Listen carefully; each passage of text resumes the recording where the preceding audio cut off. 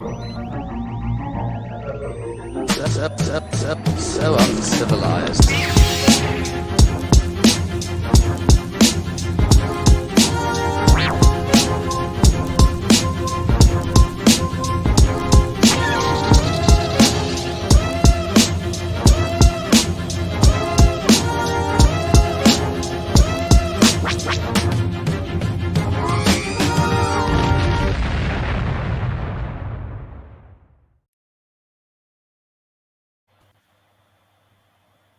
Greetings and welcome to the 1-6 Scale Man proudly presents, you know what it is, Uncivilized Scoundrels Thursday night Star Wars talk. It's on today. And we got 2 episodes to go through. We weren't here last week, but we're back this week. We got 2 episodes that we're going to basically discuss, and I'm so excited about it. So glad to have you here. But of course, can't do it without the crew. So let me bring them all in and say what up. So you can say what up to them. What's going on, everybody? How y'all doing? What's up? What's up? What's good? What's good? What's going on? What's happening? So good, so good. We are a week. Numbers. Yeah, What do you mean I know. outnumbered? What you I talking don't about? say she's going. Well, she doesn't ride back home until late, so I don't know. But yeah, exciting. It's exciting times. We are a week away, CC. We are a week, not even a week. We're a few days away from travel time to London, and I'm excited about that. It's going to be very exciting for Star Wars Celebration 40th anniversary of Return of the Jedi next week. So definitely it's going to happy be about very that. exciting. Where'd that come from? Vinny. That was weird. Vinny. That was weird. Anyway, so glad to have you. Speaking of Vinny, what's going on with you, brother? How you doing, man? Chilling. I am excited to talk about this past episode and the week before too. Just riding high on Mandalorian. It's been amazing, and definitely can't wait to get into it. This past week has just been up and down with weather, so work has been up and down. So I've just been enjoying getting back in the swing of it and working on a bunch of art projects, and should have some cool stuff coming up, some announcements for con appearances coming up soon as well. And yeah, just looking forward to getting back in the groove of talking some Star Wars tonight. Hell yeah, bro. Hell yeah. That's what it's all about. So glad to have you here. CC. Again, we are almost there. It's a stretch. We in next week we'll be in London. You've been there before, so you're gonna have to kind of play like a tour guide to me and Toya in a sense. Like we know what spots that we want to pick up, like we know where we want to go. So certain things that we've been looking at, but to things that first off, I gotta find like a decent coffee pub spot where I can just go, like a lounge. Need to find something like that. We try to get like the Harry Potter space, but that's sold out until after we leave. So that's gonna be crazy. So Well, it's also yeah, how you doing? Easter. It's Easter weekend, so I think that they probably did us like a bit of a disservice there. Or I think even Sunday, there might not be a lot of things open. Yeah, true. Because it's Easter Sunday. But yeah, looking forward to it. I think we talked a little bit before we went live. I think it's like I'm anxious about it. Just like I feel like I have a ton of stuff to. I was telling a coworker today, I'm like, why am I so stressed? Oh, because I wait till the 11th hour to do anything. So it's just more about like getting stuff done before the trip. But yeah, definitely excited.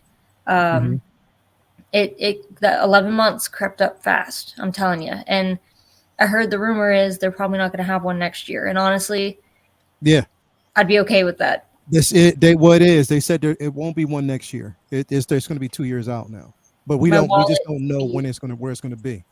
Happy, very, very happy if they skip a year. The only reason why they did this was because this was originally scheduled for this date. It was, last celebration in California was the one that they pushed because of COVID that hit that year. So that got pushed out. So that's one of the reasons why that happened. So I don't know. It is what it is. But again, who knows where it's going to be? Like, I'm like, damn, why don't they just bring Celebration to New York? I mean, just one time, just bring it to New York. It would be. We're not asking much. Nah, not asking much at all. But I'm telling you what they're probably going to do, because it's like a cycle. They're in London now, so after London, they're going to probably either go to Orlando or Chicago. I don't know if they'll go back to Chicago that fast. You don't think so? In Orlando, they only did the once, I'm pretty sure.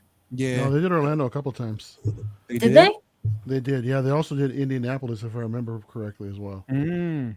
Because I went. The only one I went to in Orlando was 2017.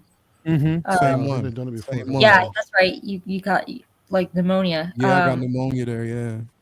But I mean, New York, like I think New York would be cool. NYCC was kind of lackluster, so I think you guys deserve it next year, or not next year, 2 years from now.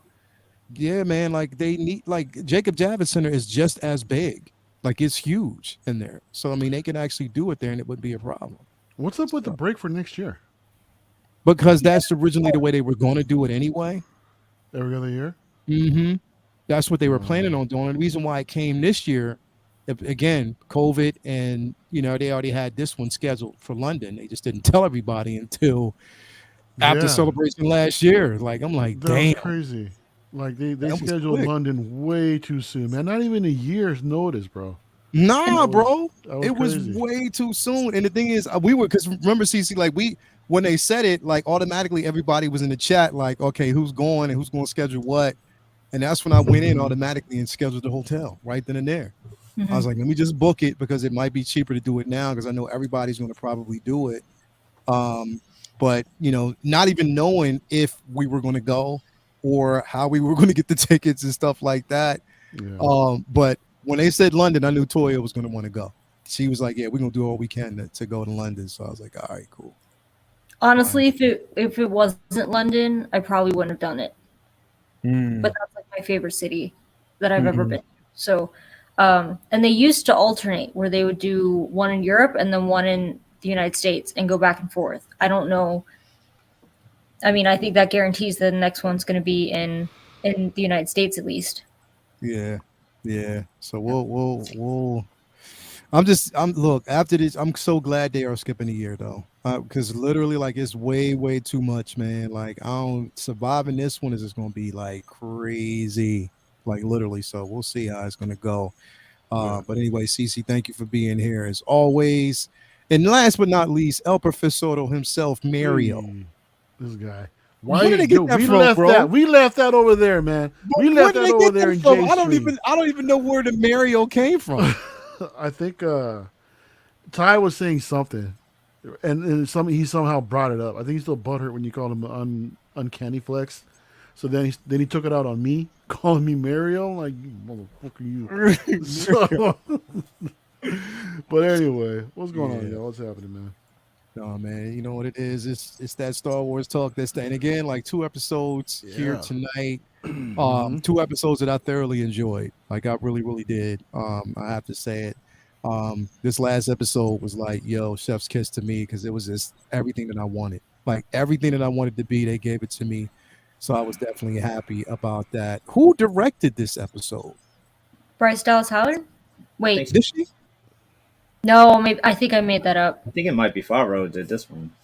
So I don't know because it was somebody new last week. But Was I it didn't know. Jennifer Chow? She had the cameo. No, it was somebody completely different. I don't know. If you find out, let me know. But props. I agree with you. I think it was. I hope it's not the best episode of the season. I hope that's like a sign of where the next 3 are headed. Rick Fayumia From Mayua? Oh, so he directed this one. yeah. Okay, because he directed the first episode and this one then. Okay. Somebody said Bryce Dallas Howard directs episode 6. So she has the next episode. So yeah. Oh. Okay. Okay. That's gonna be exciting. I can't wait. But yeah, we got 2 episodes. Hold on. My bad. What episode Peter are we in right Ramsey. now? Was it episode 5 that we're in right now? We just Peter did Ramsey. episode 5. Yeah, my bad. Who? Yeah. Peter Ramsey is episode 5. Peter Ramsey did. Okay, Peter Bryce Ramsey. Dallas episode Howard is 5, episode okay. 6, and then Rick Famuyiwa is episode 7. Okay. Yeah, hopefully they get. I don't know if Peter Ramsey did any other ones, but hopefully they get him back because that was incredible. So Deborah Chow didn't do Filoni- any of them. So I guess Filoni's supposed to be the finale, no? The season finale. Oh, okay. That's gonna be. Filoni's finale. I hope that means we're gonna see. Ahsoka. Yeah. Can't wait. Yeah. It's just gonna be a lot. Now, do you think? And let me ask before we actually jump into the episodes, the potential of us actually seeing Sabine Wren, high, low. Low. I don't think we're gonna see her. We I saw. don't think we're gonna see her. we're jumping way ahead on the spoiler talk for these episodes. But we Mhm. saw a Rebels character I did not anticipate seeing at all. And he looked Right? good on camera. Right? That was At awesome. all. He looked good as hell on camera. I was like, He yeah. did. Did you guys also notice we also saw Trapper Wolf with a cowboy hat? That was pretty cool. We did? Filoni was there with his hat on, yeah. Oh, yeah. And So it was that- and that Filoni, scene. Deborah Chow, and Famuyiwa. He was there as well.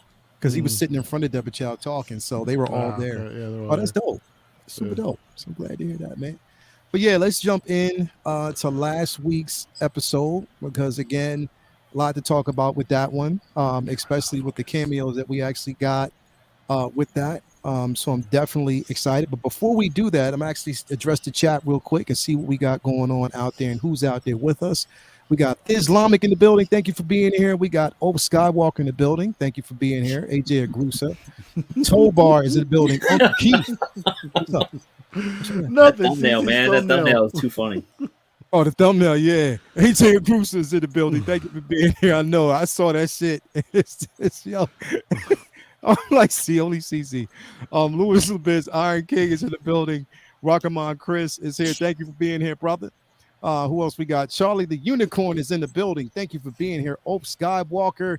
Who else do we have in here? We have Aaron Collects is in the building. Thank you for being here. Amber May What's is up, Aaron? here. Jan Michael Jameer is in here. Thank you for being here. Mike Rodriguez is here as always. Who else do we actually have? Odin01 is here. Iron King Paul Morales is here. Thank you for being here. F. Wellington. Blitz 0065. The Thor 2941. Lael, did you order that Outlaw Josie Wells? What is my name? You already know I did, bro. That Your name figure is out was- of focus right now, man. I don't even know who's talking. Yeah, I know it does that. That stupid camera does it every now and then. Let me just throw it up in there so I can kind of come back What around. you Come on. got there? Oh, this is- What was that? Nah, this is that oil medium, that oil odorless thinner. Baby. Moonshine is funny. He did hold it up like a 1930s bootlegger. Dude, right? Yeah, it did like some bootleg. No, it wasn't. No, the Thor. Yes, I did. I did pre-order that. We got two ferns in the building. Mary Sullivan is here. Thank you for being here. Aaron collects. Let me see what else we got. Eric Hinkie is here as well. Philip the Fool, who was the almost winner of the Battle Royal last week. He was in there the longest, one of the winners in the city. He was dope. He kicked Carlos out the ring in 3.2 seconds. That was funny as hell. That came out of nowhere. Feezy Figures, and who else? We got Charlie the Unicorn. Feezy. Second brother is here as well, man. Thank you for being here, brother. Making that transition over here as always. Andrew Gibo, thank you for being here as well. And J.R. Cavella, thank you for being here as well. So yeah, got a lot to talk about. So let's actually jump into this episode really quick. Learn from the last time that we did something like this. Who did I hold on? What's going on? Is it chop? What's going on? Is it choppy? Hold on a second. Uh oh. Hold on a second. I think I did something wrong. My bad. Hold on. Oh no. It's spinning. It better not kick us out. Hold on. You're still here? Yeah. You're completely frozen though. Your camera. Yeah, you're at a complete standstill.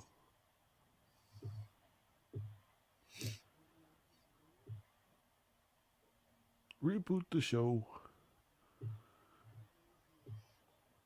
Oh, Lil, you there? Oh shit! I think we lost him too. Lost we him. lost Lil. Yeah, he's completely gone. Yeah, Cece, we lost the captain. Yeah. I saw that. Yeah, he's completely Yeah. just. I hate to see that. Lil and carbonite. Yeah, he's frozen in carbonite. Right. Carbonite sure. Leo. Variant coming soon. Oh man. Oh shit. Where can we go from here? Can I try to pull I'm this assuming up? he'll drop out. Oh, Whoa, there's two of them. 2 for the price of Where- 1. Oh, Oh my There God. we go. My computer There we just, go. you know what? It shits on me sometimes. I'm just gonna pull this up, bro. Give me a minute. I wasn't ready for the Leo variant. Yeah, man. Like this thing just. Is this the Conqueror or is this the Yeah. peaceful guy? It's the peaceful guy, bro. All right, cool. like mirror universe kind of stuff. Yeah, it's the peaceful version. Hold on, let me see here. I mean, I got to pull this up. Talk amongst yourself. I'm gonna pull this up here. I got to pull Disney Plus up through here now. I'm just ready to jump ahead and talk about the last episode, man. I know some of us are kind of anxious Well, I to think we discuss were. that too, man. So he's Huh? because Lael, you said we'll talk about last week's episode. Oh, I'm sorry. Well, eventually we'll get there. My week's been so long. I thought last week's episode was this week's episode. I know. I know. Yeah. But to be fair, it was like, they did the whole 30-minute thing. Mm-hmm. And I will say, like, I don't want to, jump ahead but I'll share just like my overall feelings on the episode. Is I think if you were to have to summarize it to someone who is like, hey, I can only watch 7 episodes this season, which one do I skip? Skip episode 4. I agree. Because you're skipping episode 4, here's the 5-minute conversation I'm going to have with you about what's important to know about episode 4. Mm-hmm. So it definitely felt like filler. And I watched a few different review videos or channels. Like I've always loved Screen Crush, Heavy Spoilers, and I think it was Screen Crush mentioned that the trope that we saw in episode 4 is very reminiscent of anime. And I don't actually follow anime. The only thing and people don't think it's anime at all, but my sister made me get into Avatar: The Last Airbender. And so I do know that the trope in anime is called the beach episode. And it's where like the heroes, go to the beach and not much happens except for character development. There's very little action, not much that moves the story, but just character development because you see people that you normally don't see in a relaxed environment. So I think that's true that we got to see these Mandalorians who are just like kind of living their best life, practicing fighting on the beach. Shooting over an ocean. Yeah. Yeah. I don't know what they were shooting at, but they were just shooting over an ocean. But you know what? The problem with that is because you're not using practical sets for that. They were on the volume. They were right there in the volume. So it wasn't a practical set there. You know what I mean? So that's the only thing. That's the only downfall from having, they relied too heavily. They didn't go like the Andor route where everything was more practical. They went the route of using the volume. Now, in their defense though, some of those shots were kind of shot way before, Andor even dropped. So, I think they're kind of learning from those mistakes going forward. Hopefully they will. But again, it was just too much reliance on that volume, rather than just going to like a practical set, because you can tell just off of movement how everybody was kind of mushed into one space. It was just weird. But anyway, that, and they picked the worst freaking planet. Location. What a horrible ass place to decide to settle down. You've got those dumbass alligator things, mm-hmm. and now you have these weird bat things that are killing your people. And it's like you couldn't find a place that didn't have giant bats or alligator things. Yeah. That was that wasn't my favorite episode. There was a lot of plot holes in it. It really didn't make any sense. They were just, I don't know, just shooting over the ocean at nothing. And they had apparently a reoccurring attacks from this, flying dragon bat pterodactyl creature. And apparently they knew its MO and how it acted, despite the fact that they made a point to tell you that they would always run out of fuel before they could follow it back to how they knew that the kid would be alive by the time it got there, and that it would only attack if they pursued it. I don't know. And then it just didn't make any sense. Didn't make sense why it wasn't dead by the time it got there, why he was able to survive in its stomach until it went to feed the kids. There was just why the heavy Mando would, try to do rock climbing with a turret on his back. There was just a lot to kind of, your disbelief in that episode. And then to try to bring back, 4 foot tall beast children that they would have no way to feed or nurture.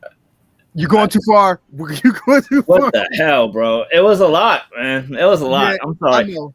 So again, we start here basically on the beach, of course. The whole montage of them, just practicing and going through the training, the Mandalorian training. You have the foundlings also going through training.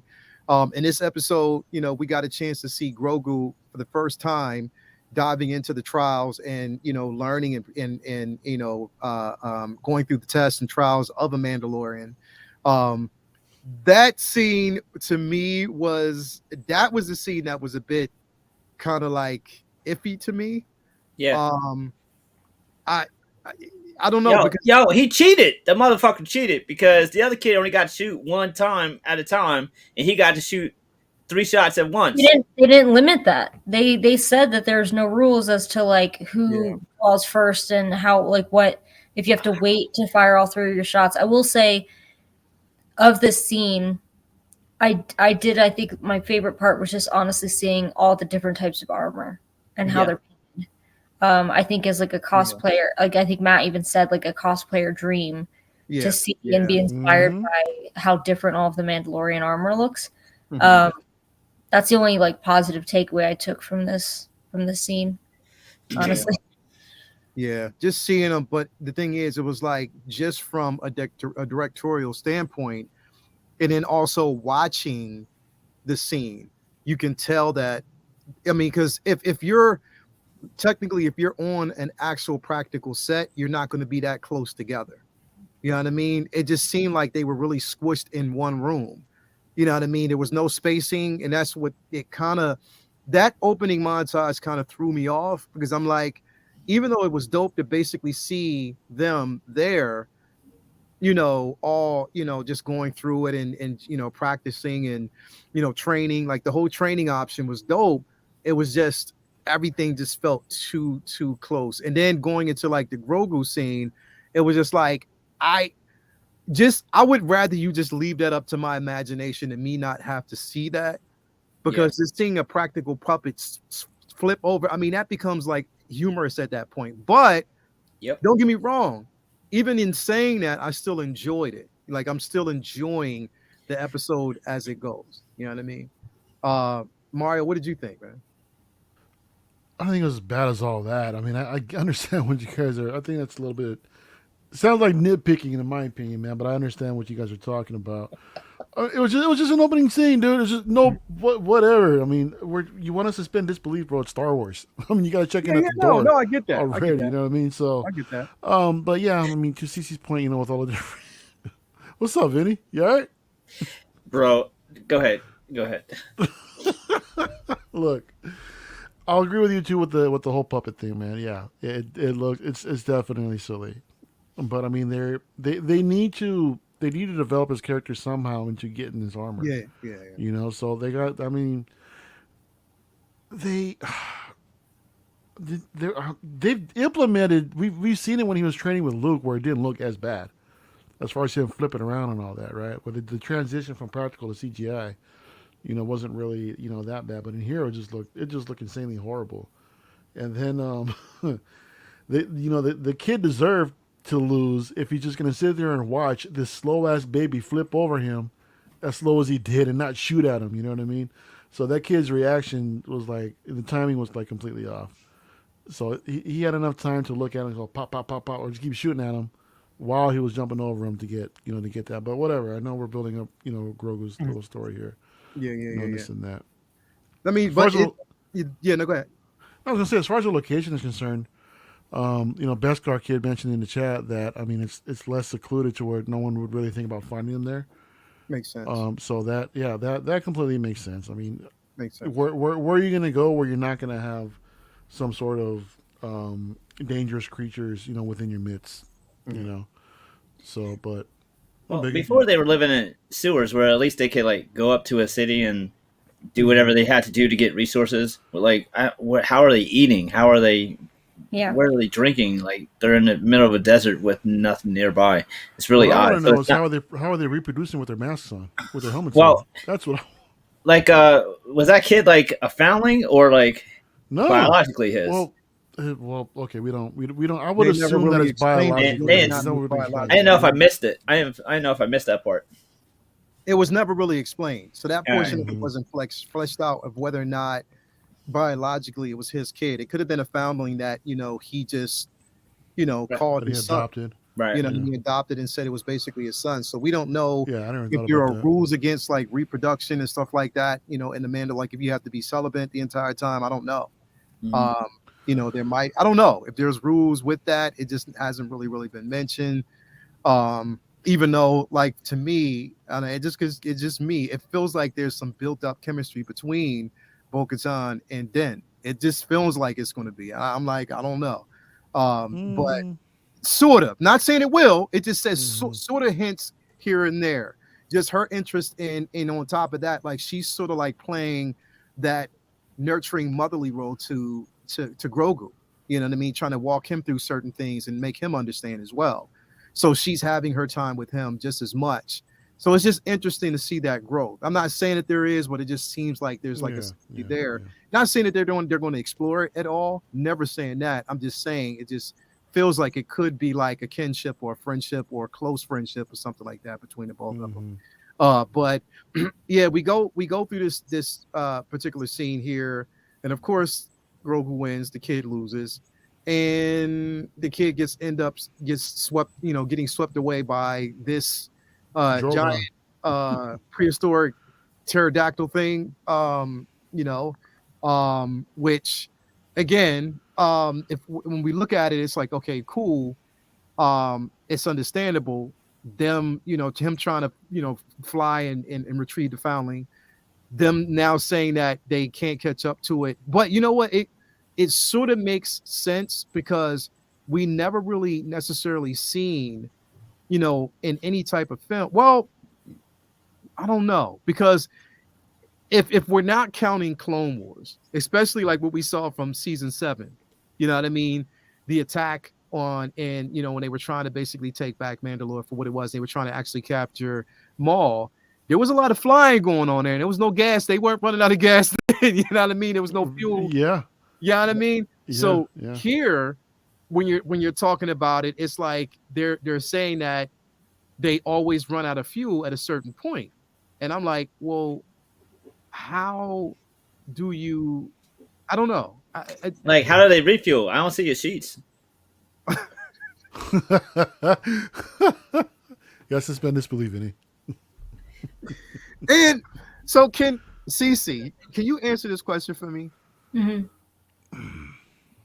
I don't want to skip too far ahead, but there's one question is, how did they get to that planet? So that is an excellent point. Maybe they have a Stargate.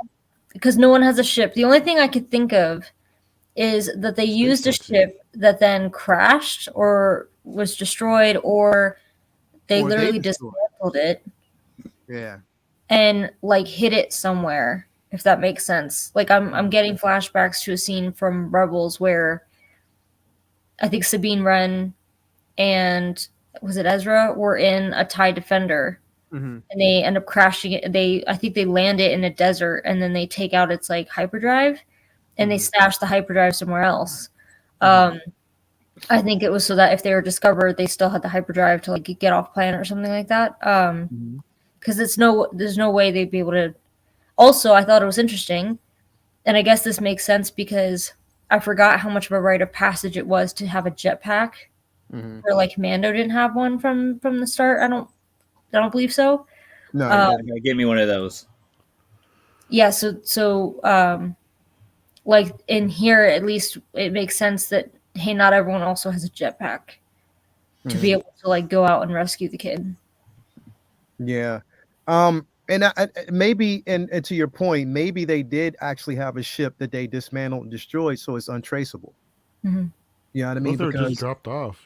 Got an Uber. Space Uber. Yeah. They just killed the They got- pilot, so they don't know where they're at. They got an Uber.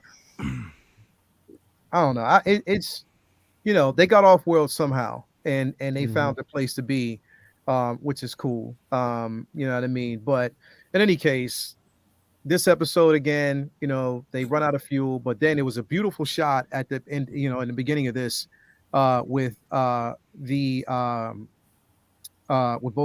flying the gauntlet itself after the beast. And Yeah. I love that shot, like the way it was actually done, like where you can see like her in a distance, flying, to get the kid. Right before, let me see here. I'm trying to bring it in here because this video, Mario, I think this is doing the same thing you said.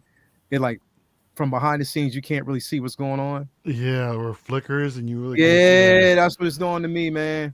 So what you do is that take This shot, here we right go. there, right there, right there. Yeah. That shot right here. So it was this shot right here. I thought this was a beautiful shot. This Yeah. was a beautiful opening shot. It kind of gave me like some Top Gun vibes. I did like seeing that. And it was this, it was like just service to like Bo-Katan's intelligence. She's like, oh, F that. Y'all flying around. Let me just go get my ship real quick. You know what I mean? It just follow closely, like a loose follow, to indicate where the beast nest was. And I like how they did say that, the closer you get, it might kill the child. But I'm like, to Cece's point as well, is like the only thing now, again, how did he survive in that beast stomach? But then again, it's like, okay, that's like us asking how did Boba Fett survive in the Sarlacc pit? Right. You know what I mean? So maybe that Death Star plays a very good role. But he doesn't have a full set of armor to survive like True. Boba Fett did. True. Also, when He's got a little helmet. when he got spit out into the nest, he was bone dry. Yeah, true. Bone dry. And so I think that was like a bit stupid. Like if they just threw like some KY on him or something to make it look more realistic. But maybe to everyone's point, like maybe the reason why he survived like that is because he was actually like squirreled into the thing's mouth. How do you do that? How do you say something so and it's to you it's dead serious? But I bet they would on a movie set. Just be like, here's a bucket of KY.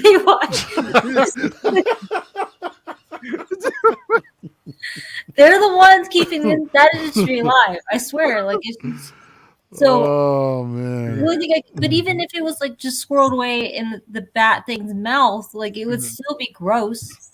Yeah. Yeah. Like But he was, yeah.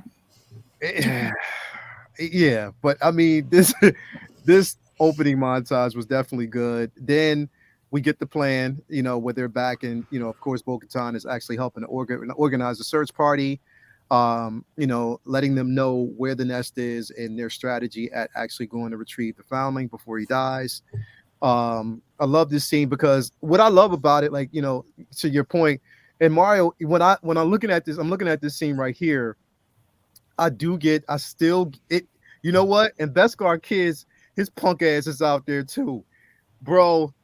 Every time I look at this scene, it reminds me of the miss on that holiday Boba Fett, bro. That I missed out on, bro. Like I saw it too. I see it too. That it's that yellow that's on that armor. That yellow that pops, and bro. if you look right next to him, the other one, it kind of has that vintage color. Yep. The vintage Boba Fett color with those blues and yellow like that. Yeah, I just see it, it's bro. reminiscent of that for sure. Yep, and it's like I remember when they when Beskar Kid, it's gonna all he recorded the video and then sent it to me. I was like, oh, did he? Yeah, bro, you know how he does his videos and he'll tag me. And he tagged me, and I was like, "You mother!" You look at it, he's like, "Yo, I thought the same thing." Yeah, it has to be on purpose. I think so too. Yeah, it does. Yeah, it does have to be on purpose, but it definitely mirrored that. And I love the strategy. But then, as they are basically, on their way, of course, we get that scene with, the armor when she's basically telling the story about the forge, and about the Beskar. We actually get that scene with Grogu when he starts. That flashback starts. We get that cut scene where he starts remembering what actually happened here at the Jedi Temple. And you know what? What I will say, what I love about this as well, is we are literally getting practical 501st clones. It's none of that CGI stuff. It looks so good, bro. It looks so good seeing those clones, and up close, non-CGI. It's just clear. You know what? Mario, because of Mhm. this, I Yeah. called up Ray, messaged Ray. I said, Ray, can you put those Yeah. I was like, Really? He yeah, ordered a couple? Yeah, yeah. I was like, nice. yo, can you Nice. put 2 of those 501st clones? Nice. Because, bro, I need them now because they just look Uh-huh. good. Yeah. Yeah. So definitely excited about this. And no, were you gonna say? You want to say something, Mario? Yeah, man. I mean, this is every time we flash back to Order 66, there's just so many different perspectives Mm-hmm. to it. I want to see more of it. You Yeah, know, bro. there's Yeah. there's so much going on. I mean, even I'm curious to know like because I wouldn't mind seeing like some of the spectators outside of the Jedi temple to see what's going Watching. on because it's No, always yeah. yeah smoke. It's all up in smoke and everything too. And Mm-hmm. you Mm-hmm. know, I want to see Anakin's POV through the whole thing too. What he actually did and who he slaughtered Mm-hmm. and all that. You know, so Mm-hmm. that would be cool to expand upon it a little bit more. Yeah. Give Order 66 its own season. That'd be dope.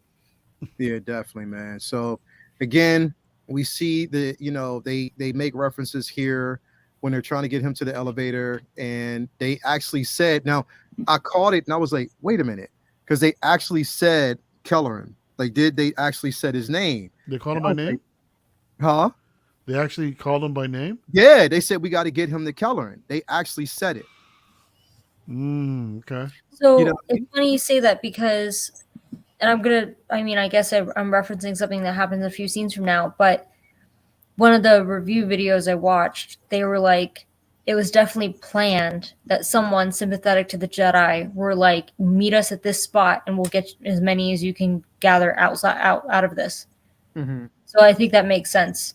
Yeah, yeah. And they made it a point to say it, but they didn't say the full name. But as soon as they said Kelleran, I was like, wait a minute, hold up. And I was like, the name was familiar, but I forgot all about that, that Disney Plus special at that time. That game show. I forgot all about it. You know what I mean? And when we get to this particular scene, and he's in there and we're just, everybody's anticipating as to what we're going to see and what's going to happen, then we get this. And I'm like, wow. And they had talked about the simple fact that, and I remember earlier, didn't somebody mention earlier on that Ahmed Best was going to be in this season, or they were going to bring you back some way? I thought I I heard don't that. remember. I don't remember. It might have been some leaked rumor or something, but I don't think I Yeah, recall that. but they had that tight to the chest, bro. They held that tight to chest because I couldn't believe seeing it. But literally, like the outpour of love that this dude got, like within the last couple of days and weeks, like since then, the weeks since then, it's just been like everybody's interested in this character. CZ, were you going to say something? No. Mm-mm. Or you weren't going to say something? Vinny, what did you think about this scene, bro?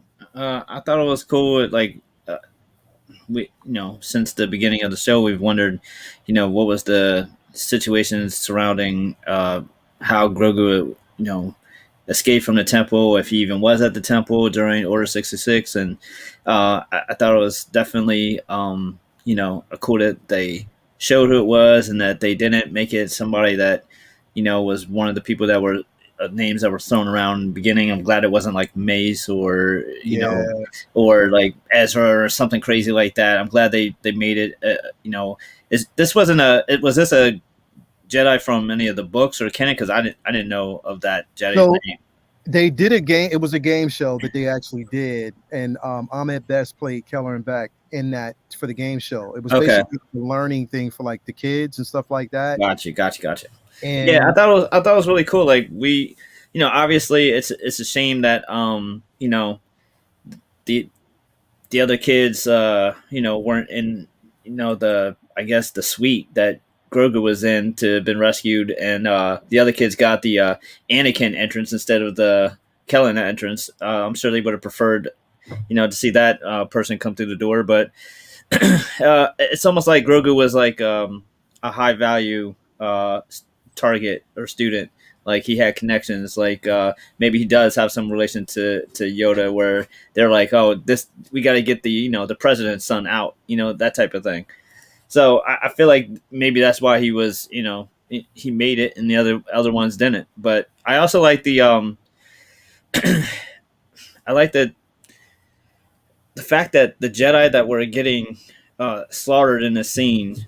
I like the headspace headcanon that these are Jedi who weren't warriors out there on missions, so they were more easily dispatched by the 501st than say the Jedi who were in the field would have been. Like because we've seen plenty of Jedi fights where they're able to take on many troopers or opposition, and they were just getting mowed down here, barely able to block any blasters. So maybe that's because they weren't exactly warrior class Jedi. They were just had basic at most training and weren't ready for attack at the actual temple. But it's cool that they didn't make it drag out any more seasons than they did. They showed us how he got out, and that's appeased that scratch that everybody's been having on where he was, how he got out, and also explained some of the trauma that he had and why he basically shut down afterwards and wasn't able to access that part of his skills and stuff like that. He just kind of like a kid who goes through trauma and just doesn't talk anymore and like goes mute. So it gets to show you a little backstory of that. That was obviously, to me, that was the highlight of the episode. And the other stuff that was nitpicky, it was this was a highlight for sure. Yeah, definitely it was. And him just as basically displaying that he's well capable and proficient with the sabers. That's why they call him the sabered hand, because of the style of saber, his style of using the actual lightsabers itself, his form. I like seeing that. He talked about it. He was like, because he practices jujitsu. He's also a black belt in karate, a black belt, and I think he has like different forms that he's in. And also him and Lateef Crowder, they actually have known each other for like the past 10 years. So they trained together. So he talked about that. And like this definitely was a highlight. I'm glad they didn't, kill him off in this episode. Yeah. That he's, now transporting I hope he gives John Boyega a call. Because Finn is like so hurt and put off by everything Star Wars because of what he went through, and this is somebody who obviously can relate and eventually like turn that into something positive. So maybe one day when somebody calls Boyega to do something else cool, much cooler than what he had left off with, that because he looks at this as an example of down the line doing something again with them. Because I would love to see Finn back, but yeah, me too, bro. I definitely would want to see him back if he would actually come back. Yeah. It would make so much sense, going forward and give him his just due. I think it's just, just like Ahmed, who went through what he went through with, with Jar Jar. Yeah. Just need time. You just need time to kind of separate yourself from the character and just kind of, if it can be done right and written well, if they get somebody that can come in and say, look, we're willing to do this for you because we know and we recognize what we went wrong and what we did bad, so we want to make up for it. I think they could do something like that. I think they could. Cece, what did you think when you saw the Naboo Starfighter? Or not the Naboo Starfighter, but the Naboo, I think it's what? like Royal, not the N1, not the N1, but the Naboo, I think it's like the Royal Soldiers, the Royal Soldier Guard, Security maybe, or whatever. Yeah. Like you saw that, and you saw the actual transport, which I think I don't know if it's just something for like the senator transport or just like people who are, but we got a chance to see that. What did you think about it? So I think when I saw it, I thought maybe that was just another cameo or nod to Jar Jar. But I think that the fan theory right now, like one of the things that's been thrown out is that because Jar Jar was also a senator of Naboo with Padme, that, and also like loyal, not loyal, but like loyal, friendly, an ally to the Jedi, that maybe he was the one who, upon hearing about Order 66, was able to send that ship in to try to get as many out as possible. And that those guards would have ordinarily been protecting Jar Jar or on Naboo. Yeah.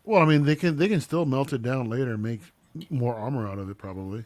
As far as the existing chainmail Mhm. that he's got, maybe they can repurpose it. I don't know. I But didn't yeah, see yeah, you're right. this. You're right, though. It is a bit redundant. I didn't see this though as protection. I just saw it as, again, Like a Flavor even like, Flav watch. yeah, or if they're just basically giving him like his first, like the emblem, like a pauldron in itself, but for him he's too small, so they Hmm. just give him his first insignia, you Okay. know, because when she talks about what Beskar is utilized for is to basically for protection and stuff like that, but also, if we're looking at it from a certain standpoint of how they get like their first insignias, again, his father, or of course, Mando has a Mudhorn insignia on him. Hmm. So again, him being a foundling and a part of him, that's why that's basically their trade, like their insignia. So I'm thinking like that might be something that she's just given to him as, look, this is basically your tribe. You're a tribe of two now between you and and Den. So that Yeah. it could have been that as So well. it's like a Rockefeller chain.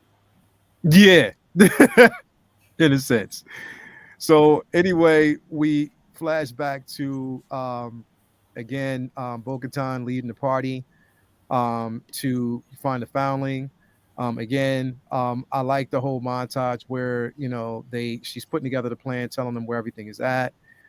Then at night when they're sitting by the fire, she asked Den, when especially when it came time for them to eat, she asked Den like, well, how do you eat with the helmet on? She's like, well, you grab your food, you find a place to eat away from everyone else, and you take off your helmet. Then she proceeds to get up. At that time, Paz Vizsla tells her, but since she's the leader of the assault, like the war tribe, she has the honor of sitting by the fire, and she can take her helmet off so she can keep warm there. I did like that touch. I just see like they're putting a lot of emphasis on like, and that's why I say that this is just it's a little bit more of Bo-Katan's journey in this season than it is then. You know what I mean? Mhm. They're focusing a lot on it. Would you think the same thing, Cece? I do. Yeah, I think that the character development and even like you could almost argue like the whole kind of like not narrator, but like the perspective we had for this episode was actually through Bo-Katan as opposed to Mando. Like the episode starts kind of like with a zoom in on her. Yeah. Uh, and I mean, I think that even Grogu getting his own armor thing harkens back to what we'll see later with her and the armor and that development. So, but that being said, I unfortunately have to run. Yeah. I saw that. You got to get going. So tell everybody what's going on with you next before you bounce out. Well, I won't. I think we're skipping next week just because, Yeah. or we Celebrate. might have it by me. I mean, like Mario and Vinny. Just because Layla and I and Rita are going to be in London this time next week. Which seems Safe travels. Thank you. Yeah. It's a direct flight, so I'm looking forward to it. So because of that, we're not going to have, I think we are going to have a shelter in space where Matt, at least, and I think Jason are going to watch the newest episode of Mando live like we have been. Jason's going to be in London before I will, so it'll be 8 o'clock in the morning for him. So we're hoping that they'll still be able to do that. And then if we do have a group therapy, I think it would have been next Friday. But of course, we're all going to be in London. So I think that's postponed. I will say I just started an Instagram channel or Instagram account specific to collecting. So if you want to follow that, it's CC3PO, but like CC is CEE 3PO. Okay. Just because I felt weird that I'd never posted anything on my personal Instagram, but yet I had people following me all the time, and I never posted anything interesting. So feel free to check that out if you would like to. But yeah, of course, thanks for having me.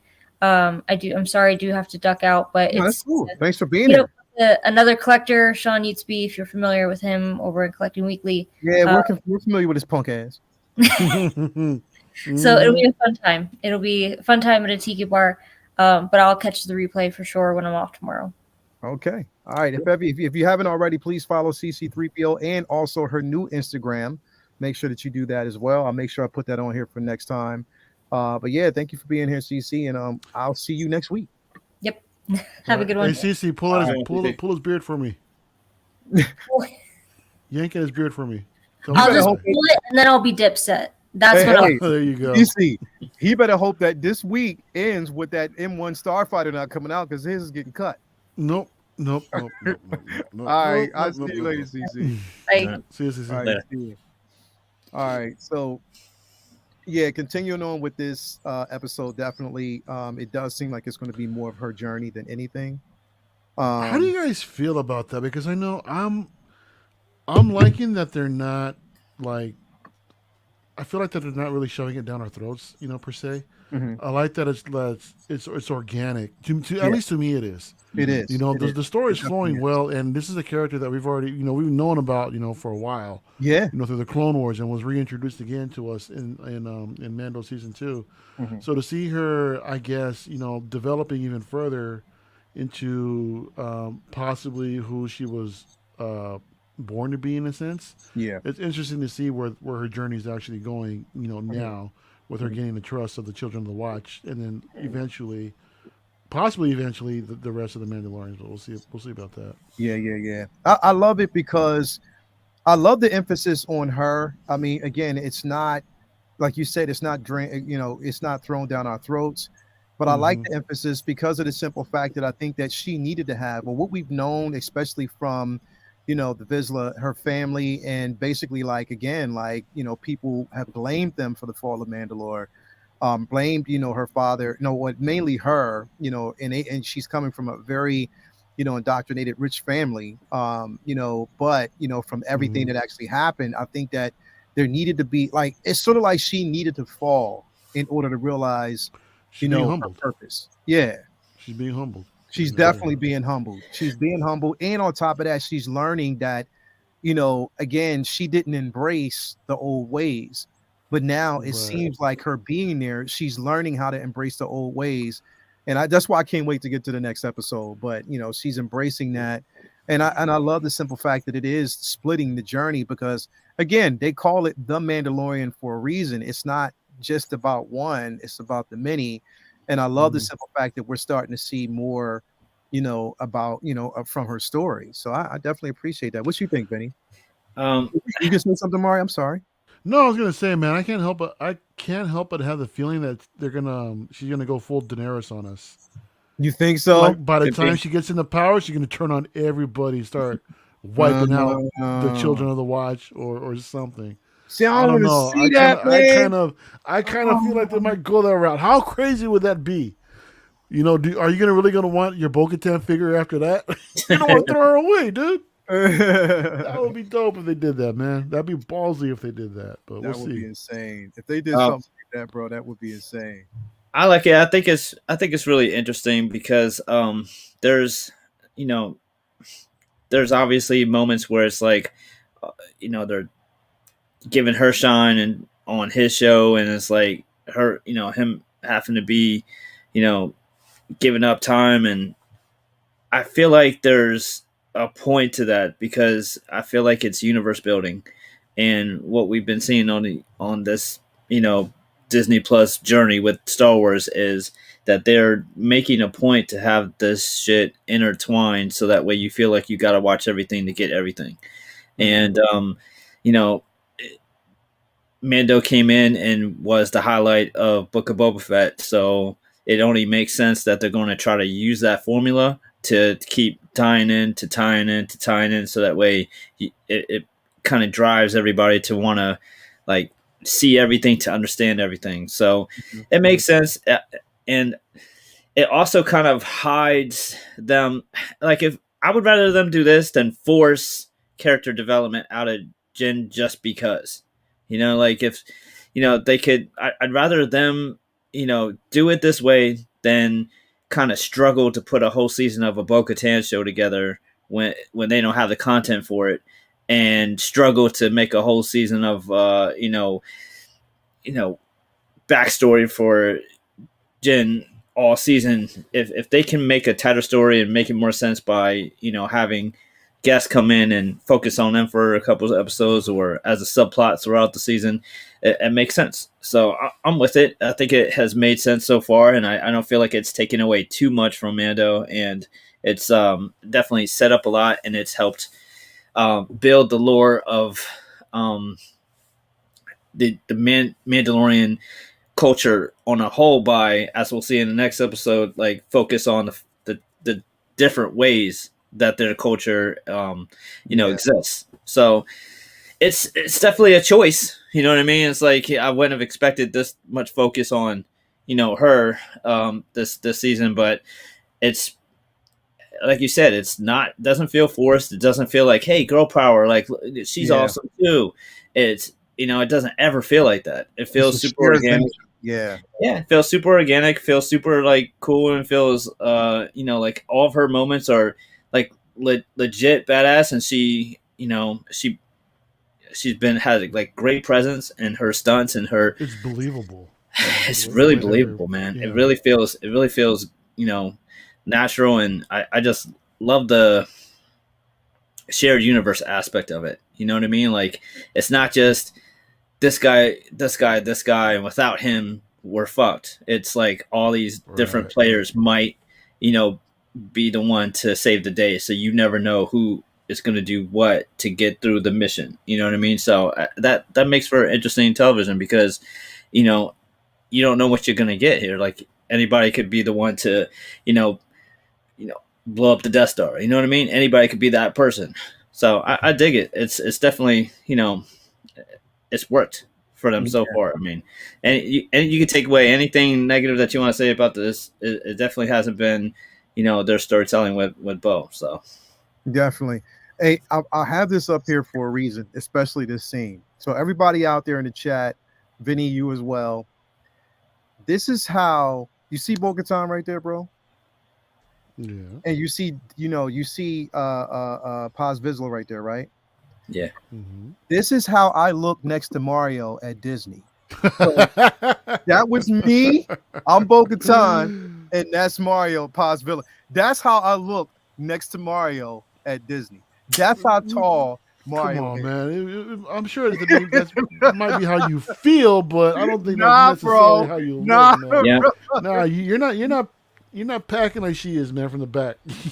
So pause. Yo. Hold the pause. Straight pause. Hold the pause. I'm just saying. Yeah, that's what I'm saying, bro. But nah, we get a chance to see them, which, bro, like, I gotta admit, Paz Vizsla's cardio and whoever that actor was in that is up, bro, because to carry that big ass backpack and that gun up the mountain like that, yeah, that's you look at Second Brother, that's no bullshit. He knows. Second Brother's a big boy too. He's tall. Mario can cosplay as Heavy Mando. Yep, he could. But nah, we get a chance to see them actually going up the side of the actual mountain to the nest. I like this homage stars because, like I said, I like to see how capable the Mandos really are and what they use and how they work in unison. I did like that. It was just like, yo, I'm better you than me, because literally your cardio with all that armor on and everything, like, yeah, it's a lot. That's a lot. Yeah, I'm sure that heavy weaponry is all CG though, bro. I don't think there's anybody actually trying to carry all that weight, unless it's like all made out of styrofoam or something like that. Styrofoam and stuff like that. Yeah. Some like lightweight material. Yeah. So we see them actually get up, to the nest. Paz just decides to act on his own. And we see Bo tell him like, no, wait. And he's like, no, that's when we get the reveal that no, he's like, that's my son. So then he tries to get, next to the actual nest itself. And then we find out that again, there's some the babies of the younglings, or the foundlings, the new foundlings, soon to be foundlings, are there as well. I'm with you, Vinny, with that. That's just so impractical. We'll get there. Yeah. they'll basically get there with this scene. How I don't know, it just him coughing up his son. That scene was just like how could he not die during this scene? How come the son didn't die? Um, they coughed him up and there was no type of whatever on him. Anyway, it is what it is. Coughed him up. Paz exposes himself. He snatches Paz up by his mouth and takes he snatches Paz up by his mouth, takes the son, um, with him at that point. And then we get that dog fight, of course. We see Bo trying to get to the sun itself, but then she's knocked off balance. That's when she loses her pauldron. One of the pauldrons itself, which I thought was a dope scene. But how she recouped from that was dope. You see that. I totally missed that. I Oh, you totally missed that. I did. Yeah, I did not. I did not notice that. Yeah, that's how she lost it. But she's well capable. She got herself back in stride to go help. And what I liked about this scene is it showed that again, them rescuing Paz, getting him off of the out of the grips of that. What did they call it? What did they call that beast, bro? I don't think they actually named it. They just said I it was remember. beast. Yeah. It looked like a big ass dragon to me, man. I thought, Yeah. this was like Game of Thrones crossing worlds, Like a pterodactyl or to this something thing. like that. Something like that. Yeah. Yeah. So then, again, we see Den, as he always does, being that lone wolf and club hero, who makes sure that he gets to the sun and frees him. It gets him back to Paz Vizsla. Paz definitely, is happy about that. We see the whole homage to the there's always a bigger fish. Of course, when the pterodactyl looking some bitch is actually swallowed up whole by that another one of those turtle sea creature things. Yeah, there's always a bigger fish. Always right? a bigger fish. Did we all Hey, say real it? quick, We all said it. Retro Nord Girl said that they call it a raptor. It's a raptor. That's what she said. Also, Galactic J said the same thing. It couldn't come up with a better name than a raptor. Okay, well, That's what they're saying.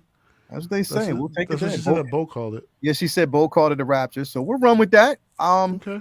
We'll take that. If that's because again, I didn't hear it. I don't recall it, yeah. Tobar said a regurgitator. The regurgitator. Regurgitators! Now no. Uncle Keith is funny as hell, bro. Yeah. It has another name. I don't know. I don't know what it is. Charlie the Unicorn. You gotta let me know. But again, Bo gains the respect, of course, of Bo and Den gain the respect of Paz, and they actually get back, using a gauntlet. And we see basically they are welcomed. From here, we see that the armorer tells Bo, she notices that Bo has lost a pauldron. So she takes her back down to the forge and forges her a new pauldron, which Bo asks, can she basically have one night owl pauldron and the other one of the mythosaur, which again the armor lets her know, yes, the mythosaur belongs to us all Mandalorian. And that's when which I was surprised that she revealed to the armorer that she had actually seen. Right? Yeah. How did she gonna do it? Same. But then the armor just plays her off. Oh yeah, people see many things. Don't you saw she was nothing. Like, oh, bless your heart. She said, like, right? she was, You sweet summer bless your child. I'm sure you did. I'm sure you sweet. did. Yeah. Of course you did. Yeah.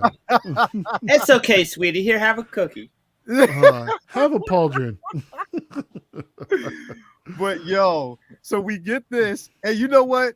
Here's the funny part about this, Mario. When I saw this, I was like, everybody who has a Hot Toys figure is trying to find a way to get. Dude, yep. I'm already seeing these things. I mean, I see, Zach is selling them too. Yep. The dude that did the Batman cowls is also doing them as well. So they're all over the place right now, man. Everybody's gonna want this Beskar pauldron for this. Yep. And at the same time, I mean, I'm seeing rooted hair jobs too of the head sculpt for Bo-Katan. Oh yeah, You know, Tina. and Tina's Tina's doing doing her thing. bro. Tina, Killing it. she's killing it, dude. She's doing good work. She is definitely killing it. So I got her. She's doing because I sent my head sculpt to her. She's the one that's going to finish mine. And I bought this pauldron from a guy in the UK. No, you didn't. Did Yeah, you? I got it. I got it, bro. I'm all in. I Oh, was like, I got it. man. So what he did was he sent it to Rich. So when I see Rich in Okay, so you're celebration, gonna I get get it it? from him. Yeah, Okay, cool. yeah. So I got it. This But dude. man, I'm trying to one up Best Guard Kid because I know Best Guard Kid is going to find. So a then, way what are you to going to do it. when it might Buy be another one? reason enough Buy to another one? release a season Buy another 3 one? Bo-Katan? Just buy another one. Buy another one? Yep. That's what Okay. we do, Mario. You know that. You're not wrong. You're not wrong, dude. And I hate to admit that, man. I don't want to buy another one. I'm good with this one. I don't want another one. If it's going to be the same thing.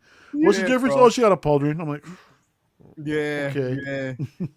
What is it? Renz, I think Leo's most modded figure is Boki. You're right, because I've never modded another figure like that. Like literally, she is going to be the most modded figure, and I didn't anticipate it. But I'm like, you know what? Fuck you, Disney, for making us purchase the first one from season 2, and not knowing that there was going to be some changes in this season. But Well, anyway. I mean, you know what? If anything, it's another reason to display her with a helmet on, and then get another one where you can display with a head sculpt. So, Hey Mario, damn, I'm starting to freaking justify it. Mario, yo, I got another one coming. you got another one coming. Yeah, You got another.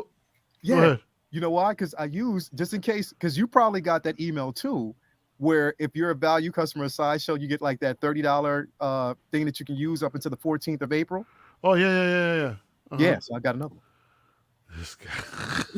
All right. Bro. Hey, I ain't mad at you, man. Do your thing, dude. Do your thing. I had to, bro.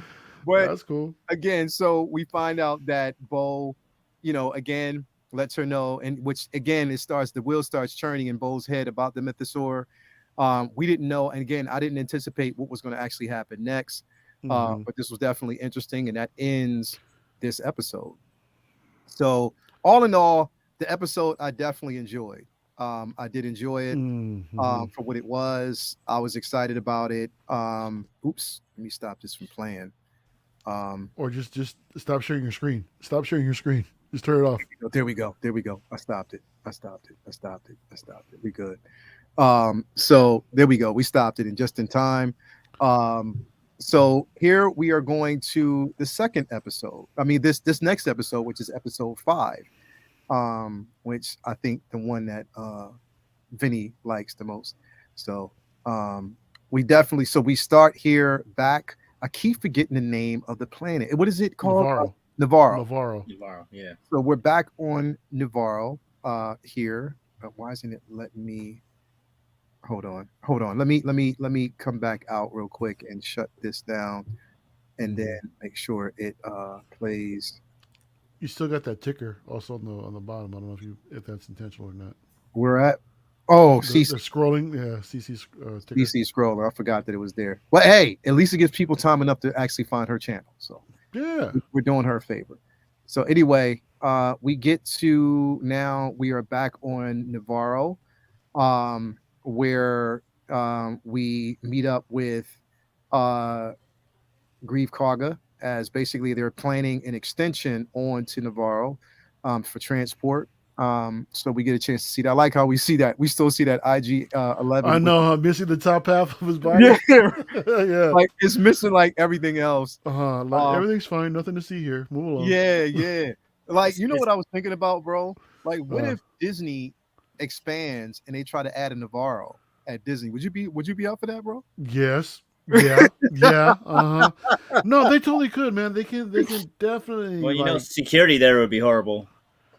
I know there'd just be pirates roaming around all over the place, man. Hell yeah, they would probably do that though. It would make sense. Yeah, no, that'd be cool. That'd actually be cool to see. I mean, and have a bunch of pirates, bro. If they did that, and they had a bunch of pirates roaming around, and then they had like, if they did like a live action type of doing the thing, and have like a whole bunch of Mandalorians fly in, that would be dope, bro. They're actually doing that where they're sectioning off areas in Galaxy's Edge to where because they introduced the Mando and Grogu And Grogu, yeah, walking around, but they only walk around in a certain area, so yeah, they can keep that specific area specific yeah. to that timeline if they wanted to.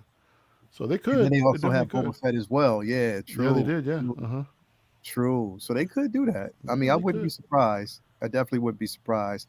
But then yeah, so we see Grieve Cargo, planning to the transport, but then he's interrupted by a bit of ruckus that's going on in the city itself. We find out that it's being raided by a bunch of the pirates. And then of course he gets contacted by the leader. What's his name again? Swamp Thing. Yeah. Exactly. Yeah. So yeah, that's what I was gonna say. Everybody out there, keep me honest because I forget the name of this creature, of this pirate leader. Um, I forget his name anyway, but he's actually contacted by him. And of course, he's like no ultimatum. He's trying to take the city back. He blames Grief for gunning down some of the pirates in cold blood, tries to play it off as if they were innocent. Charlie Unicorn said dead.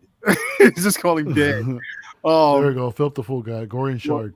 Gorlin Shard. Yeah, Gorlin Shard. Gorian Thank you Shard, very yeah. much for that, Philip the Fool. So Gorlin Shard, he's actually contacted by him, and Gorlin says to him, the only way that I want to actually hear from you, the next time I hear from you is just only to surrender. Don't hell me anymore. So we get a chance to see that.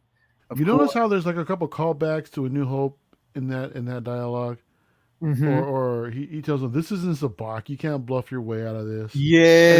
then when he tells him that hey, you killed my guys in cold blood, and then he's You like, shot well, first. they shot first. You shot first, yep. Exactly. Yeah. That was a bunch of callbacks. That was Yeah. dope. Little subtle callbacks. Yeah, a little subtle here. So we basically see again, like the city's being gunned down. And he sends a message out and again, we see the episode is called The Pirate. Pirate.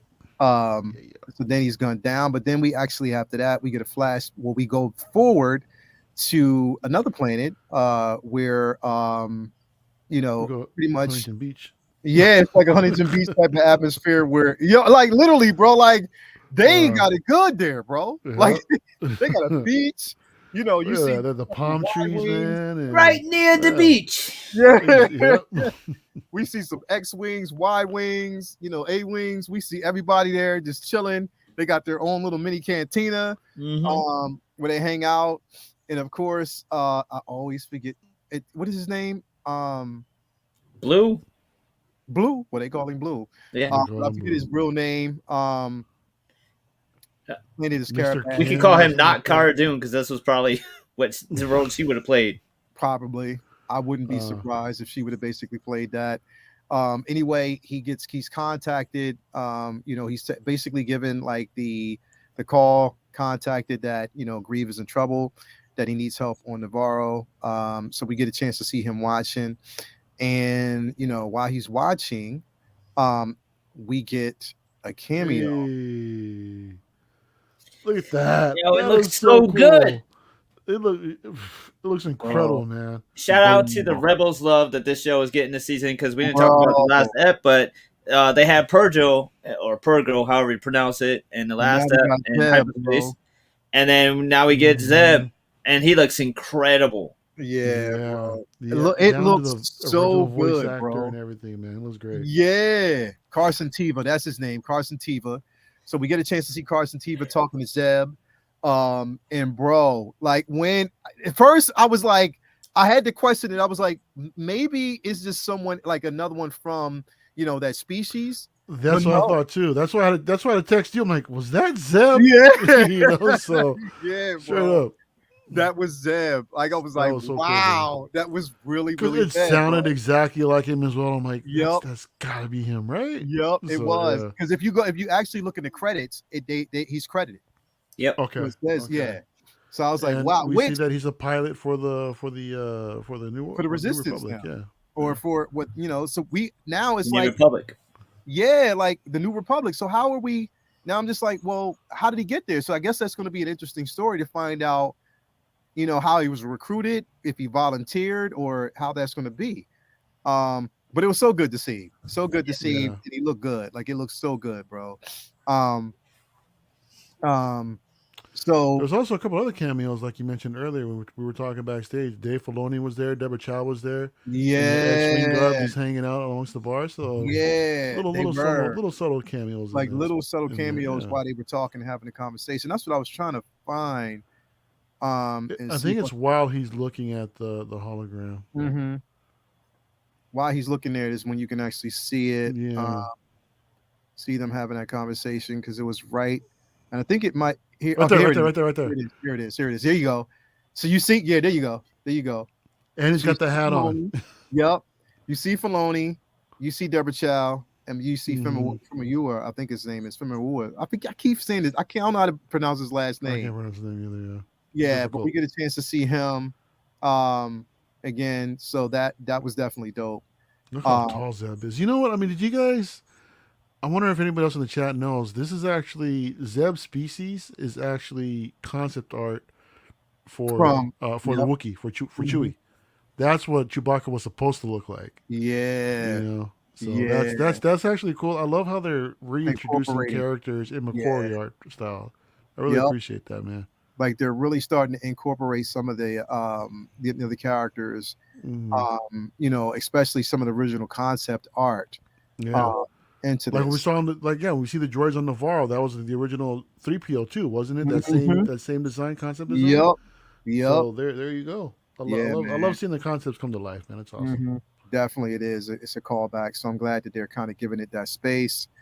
So then from here, we see Carson go back to where actually we see him actually go back to Coruscant Mhm. to try to beg for help. Of course, he comes across Kane, which I don't like. Yo, she's moving up in ranks kind of quick. You know what I mean? Like, She's still playing like a runner in a mhm. sense, you know. She's like, hey, I'm gonna go get something. Can I get you? She's still like that. I don't want to say servant or something like that, but yeah, she's definitely she's moving up. I see her moving up. Mhm. Shout out the ladies' man in this episode. Yeah, bro. Is that who this was? I recognize. Tim I'm like, who Meadows. is this Yep. dude? Yeah. Okay. All Yep. right. Yeah, that's a something. Bro, I was waiting for him to say, "I'm the ladies' man."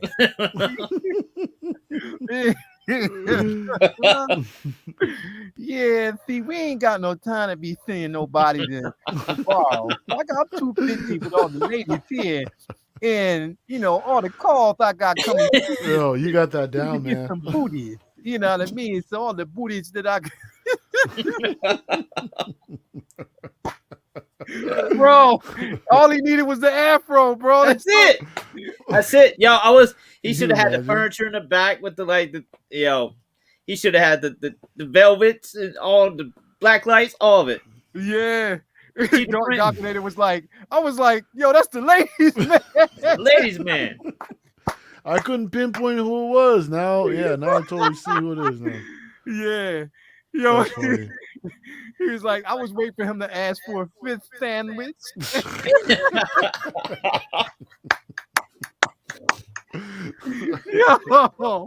Yo, crazy.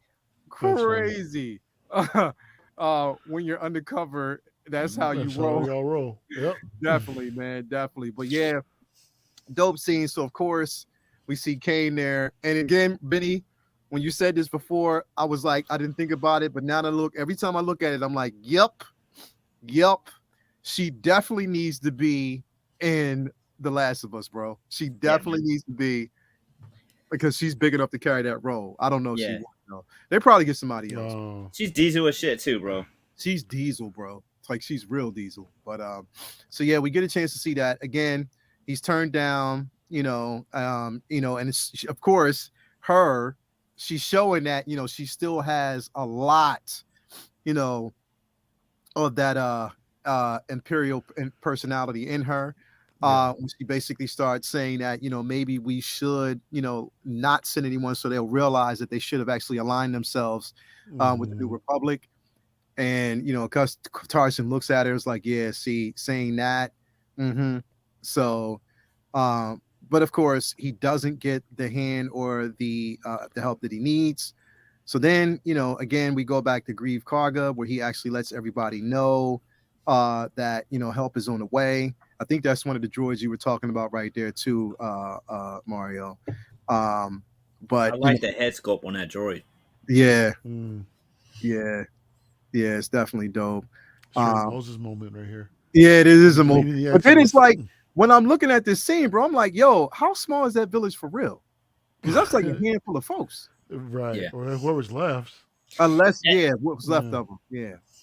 Nah, but that's the a thing on the show. Sometimes it's like clearly Navarro was supposed to be like a planet with cities and a lot of people, but it's like they couldn't get enough extras. Like you would think that they would do some movie magic to fake it out, because Yeah. I mean, what would I don't know? Like you're Maybe all the supposed to think budget that's went to a. Zeb, dude. That's why. Apparently The budget went to, right. It all it's went to like it's Zeb. supposed to be a planet, and it's like 40 of them. If that. Yeah, If that, right. So then we see Carson head to the planet. I keep forgetting the name of this planet. Navarro. New Mandalore. Nah, Oh, New New Mandalore. Okay, yeah, New yeah. Mandalore. We see him head back. He sees the gauntlet. He notices that's where they are. I like the call back to letting him know that there was someone within their ranks that basically worked with him. And they're all looking at each other like, who? Yeah, they was ready like, yo, who snitched? You know Right. what I mean? And we come to find out that it was R5, bro. That was funny. Yeah. That was I was waiting for Mando to kick the shit out of R5. I know R5 rolls up like, what's up, dog? You Yeah. got a message? Yo. So he just rolls up, and just lets him know. He tells him like, look, I got information from, Grieve that Navarro has been raided by pirates. He needs help. And then you see, of course, there's talking about, look, our COVID, what now? Because you're here, it's like our COVID now has to move. And he's like, I know you would leave since I'm here. And you hear Paz Vizsla say, no, not if we just kill him. You know what I mean? Yeah, straight up. He's like, Yo. no, we got this. We can like, let's ask him right here. Yeah, he is ruthless. So then Carson tells him that, look, he needs your help. I'm just delivering the message for a friend. Bo-Katan walks up next to Mando or Den and was like, look, you can't go in alone, or can't go by yourself. So then we get that moment. And again, I like the camaraderie between both of them. It's like they got each other's back, definitely. Yeah. Which I'm wondering for the next episode, or is he going to go with her? You know what I mean? While she's trying to round everybody up. That's going to be interesting to see, or unless he has a different path, or if he stays, on Navarro, we just have to basically see. But then, we get the moment where, he's down, in the tunnels, just, pretty much letting him know, like, look, we have a responsibility at this point to help. Grieve Karga, I know that, he was one of the ones that was our enemy at that point, but he's come around. He's offered me land. And we have a responsibility to help as Mandalorians. And I like how the simple fact that the person who speaks is the one who holds the mallet in their hand, the armor's mallet. She then asks if there's anyone else that wants to actually speak, and then of course we get Paz Vizsla, who stands up, and I was like, yo, this could have gone a totally different way, because that speech he made was dope. And in the beginning, when he was like, yo, so why do we do this? Why? And we're now again asked to help. And why should we do this? And he's like, because we're Mandalorians. This man, helped me. He saved my son. And Bo-Katan never gave up on the pursuit of helping my son when all the rest of us have. So he gained my respect. And then they said, this is the way. So again, I like that. I like that episode. And I like that level of respect was given. Of course, they load everyone into the gauntlet. I love this scene right here. Look at her. That's Straight dope, bro. G right there, man. Look at that. Yeah, I took a picture of that scene right there. I had to draw that. Yeah, bro. Nice. You have to. You have to. Because that's incredible. So again, I can't wait till Hot Toys releases the gauntlet. So that'd be another ship that Mario's gonna say is not gonna happen. Yeah. So Really? Really? Dude, you are on a good one tonight, man, guy. Come on, don't even. No. Just stop it, man. Oh, nah, you know what? the most we'll probably get from this is the cockpit, bro. If anything, yeah, I'll be good. Yeah, I can say that. It's too big. I Now can, this yeah. is way too Yeah, big. that's crazy. And it That's never crazy. happened. That had never Yeah. happened in a million years. But it's But dope. if Iron Studios did the 120th scale of the N1, if they did this too, if they did the Yeah. gauntlet too as a companion piece for that, That'd be dope. I'm game. I think I would get that. You would get it? I think I would. Yeah, if Iron That would Studios be did dope, a 120th scale. The that'd be dope. 120 I'll scale, be- because that would be dope. That would Mhm. definitely be dope. That would be basically a dope concept. So again, we see them actually planning. I love the way Bo-Katan is just like, again, she's showing her leadership, and that's the Mhm. thing. Is like they're really displaying her leadership and how capable she Mhm. is. So of course, you have the armor sitting back watching all of this, and she's like, "Yo, Mhm. she's really a capable leader." And Mhm. able to I think this is what she kind of realizes how capable she really is. You know what I mean? Anyway, they head back to Navarro. They kind of help out. We see that the city is on run. But the beautiful part about this, bro, like literally, once we see, everybody in the city, we see basically like, these, bro, like, Horny and monkey lizards. yeah, the monkey lizards, bro, like how, they're getting shot at for target practice in itself. Yeah. And oh man, my favorite scene, bro. Yo, there's oh my god. Oh my god, bro. That was my favorite scene, bro. Just seeing them, just again, Dispatch. dispatch itself. I'm trying to get to that part. Mm. If I get a chance to see it, I just want to see that whole scene, like that dispatch scene, because it was incredible. Yeah, it was like y'all done fucked up now. Just play. Yeah, right. Just There play, we just go. play. There you go, right there. There we go, bro. Like Yeah. that. Oh, bro, Yeah, that was like man. one of the illest scenes. I was hyped. I was was so hyped. hyped seeing this, bro. I was so hyped seeing this because it was what I wanted to see, in live action. I mean, we got a taste of it in season 7 of Clone Wars, of course. But again, seeing this in live action, seeing them, just dispersed from the gauntlet, it was incredible, bro. It was such an incredible scene. Yeah, like think about when we were growing up hearing about the Clone Wars and how, like, from what we heard from rumors and books and shit, that it was supposed to be about like an army of Mandalorians, and how much we always wanted to see that shit. And then when we got Clone Wars, it was an army of clone troopers instead. And we never really got that, and we got it a little bit here and there in the cartoon, but then this show came along, we got to see it in season 1 a bit, and then now again here, and it's just, I'll never get over just seeing a group of like a bunch of fucking Mandalorians fucking shit up. It's just incredible.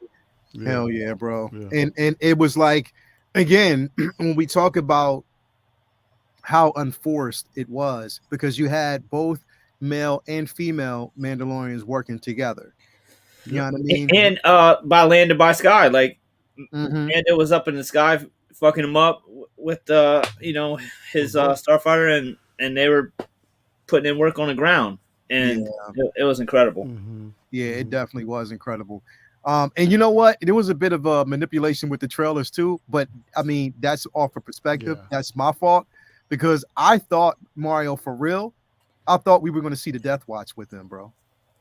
I really thought. That's what I believe. I thought we were going to see the Death Watch, and I guess it was just manipulating from my eyes, just seeing the perspective. When I saw just glimpses, I thought it was going to be the Death Watch with them, but it wasn't.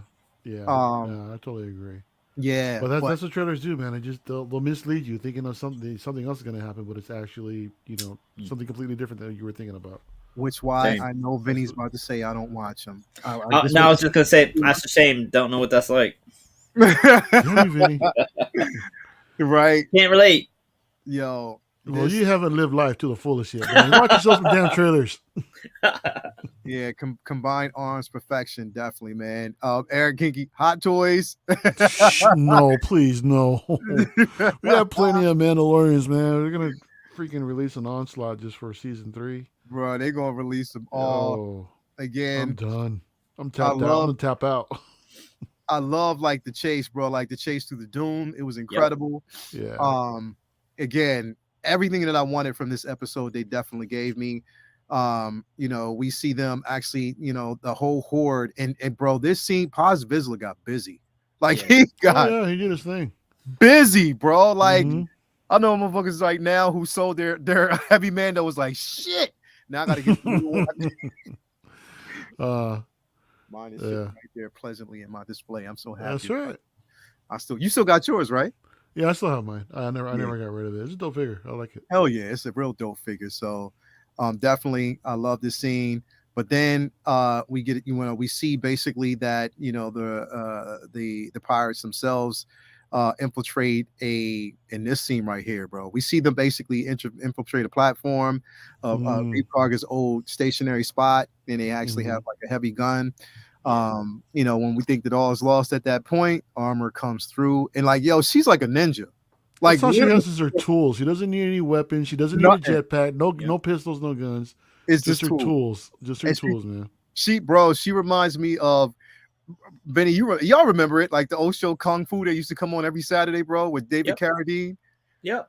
Yeah, bro. Like she sneaks in and just swiftly takes everybody out like it's Mhm. nothing, and then pokes her head like, "Yeah, y'all got this. Y'all cool? Y'all good? Yep. You good?" Yeah. Well, look at Feezy. Feezy's like, yeah, I'm eyeing the Paz Vizsla too. What do you say? Look at him. Feezy's last comment. It's like, What do you yeah, say? I'm eyeing the Hot Toys Paz Yeah, I'm Vizsla behind that now. hot toys Yep. box now. I You told you, see? bro. I told you, bro. I'm so glad I kept mine, but I wasn't going to sell it anyway because I always thought it was a dope figure. Yeah. But I know everybody is going to want to get it now because that figure is definitely dope in hand. I always thought it was. I didn't really. I didn't know why people were getting rid of it, but I guess I can understand from their perspective that's something they wanted to do. Yeah. Eric Kinky, N1 and the army of Mando Hot Toys are going to break our wallets. He's saying the M1 too. No. M1. Eric, stop. Just stop, man. All y'all, just stop it. It's not happening. Y'all getting your hopes up. You guys are setting yourselves up for disappointment, man. It's not happening. The beard stays, and we're gonna move on. All right, that's it. Plain and simple. Yo, Come yo. on. Y'all gonna have a tough job because Mario gonna fight for that beard, bro. It ain't going nowhere, dude. It ain't going anywhere, man. Regardless, it is not leaving. It's not going anywhere, man. Rodney, heavy Mandos are selling like crazy right now. You already know, bro. Yep. Straight up, the price is going up. I'm so glad I got mine. But anyway, so definitely we see that the tide has changed. The horde of the pirates are then rounded up in Navarro, the mid. Again, they've taken back their land. Now, basically, the chase is on. I love this scene right here, bro, because I didn't realize that there was a Mandalorian on top of one of those fighters. Oh yeah. Uh-huh. Yeah, that was so dope. Yeah, That was definitely a dope scene. So I like seeing that. Again, they sink the pirate ship by actually blowing down or just destroying the actual last of the Corsair Engines. Yeah. The one of the engines, it was the last engine that he actually had left. They destroyed that. The ship crashes, and yes, Navarro is saved, and Grief lives up to his promise by awarding the Mandalorians the land out in the dune, basically a portion of land, and said that they are, they may not. I like that speech. You may not have your home, you may not have Mandalore, but this is a place you can call your home. So I love that. At least they have safe patches where they don't have to get attacked by creatures all the damn time. Yeah, I mean, look at Rans. Look at what Rans just said. what did Ren say, bro? What did he say? Hold on. Rans said that Mario's busy like Paz. Was in this episode shooting down all those N1 comments. That's right, man. Yo, he literally is shooting down all the comments. Nah, that ain't gonna happen. That ain't happening. So definitely. Then again, it's awarded. Find out that Paz tells the Bo that the armor wants to speak to her. And the armor goes ahead and tells her about the forge. how there was a forge on Mandalore and how there's one here. And I like how she basically said both functional, coming from two different places, but still functional, as basically she's setting up the conversation to let Bo know that you've lived in both worlds, and you live by both creeds. So you are going to be the one that will unite Mandalore. And I thought that was a really sentimental moment because you can even see that Bo was sort of like teary-eyed a bit. She made her take her helmet off too. That was another thing. She says, remove your helmet. She's like, what? Yeah. Remove your helmet. She was like in disbelief. And now remove your pants. Yeah. So, Katie Sackhoff is almost got weird. She is. She's a badass, bro. And I love she's getting her shine because she definitely deserves it. She's put in work for so many years for this, bro. And I'm so glad she's getting that shine. She's been on a circuit. She's going to be at Celebration, so I can't wait for that. But yeah, so she's then letting her know that she wants her to be the one to round up the rest of the Mandalorians and bring the COVID together. Again, she's walking out in the open with no helmet on. No helmet. Everybody's like, yeah. Everybody's like in disbelief. Bro, it was like, it was like a Republican during COVID. She just came out raw dog in air. She didn't care. No mask, no nothing. No mask, no nothing. Yeah. So she's out. And, the armor, of course, tells everyone that she roams in both worlds. That she's, basically going to be the person that will bring the Mandalorian together. And that is her task. That is her goal. So I definitely like seeing this happen here. And again, I'm just wondering is if she's going to do this alone or if there's going to be like a squadron of, a small group of Mandalorians that are going to go with her. What do you think? I don't know, man. I mean, do you think? I think she would have to go at it alone because if she did bring a squad of these Mandalorians, and they figure out that they're children of the Watch, there's going to be another civil war. Right there and then, they're not gonna be easily, swayed. If anything, she's gonna have to gather them up, bring them back to Navarro. Then they see the whole thing. Then they all talk it out and say, "No, we're cool. Everything's cool, man. I got this. I'll lead you guys," and blah blah blah. But you know what? I have a question. I don't understand something, and I'm hoping maybe one of you guys can clear this up. They said they want to take back Mandalore, right? Taking it back from who or from what? I knew you was gonna say that. No one's there. No one's occupying it. Where are they taking from the Mandalore cavemen? back From the cavemen. The Empire is gone. What are they taking it back for? Well. Okay. Please answer. So, let me know. So so this is what I'll say. Right now, we do know that once they basically left Mandalore and they were on their way back to her home world, and it was overrun, and basically it seemed like that entire territory is where Thrawn could be occupying, even though he's not on planet. Yeah, you know what I mean? He's not on planet. That whole territory is still occupied, where they're watching. So it's sort of like a bait where they're just watching to see who's going to show up. You know what I mean? Because they blew up her castle. So who's to say that if they returned it back to Mandalore, then Empire won't attack again because now they're back. Yeah. And to your previous question about, will it be a civil war? Like who's gonna follow her? Like who's she gonna bring with her? I have a feeling it's gonna be like she's gonna show up and people are gonna be like, yeah, I don't know about that, and then Mando's gonna be like, well, what do you think about this? And then just show him the Darksaber, and then between the two of them, it won't be just her leading. I think it'll be, him come along as the muscle, but then winding up, saying, oh shit, well, she's their leader and he's got the damn sword, so yeah. Between both of those reasons, all right, maybe we should roll with. I don't know. That's what I believe. Like she's not going to end up going by herself because they're not going to believe her. You know what I mean? Even though she does have a pauldron with the mythosaur on it, they're still not going to believe anything she's saying because she holds no leverage. So I believe Mando will go with her.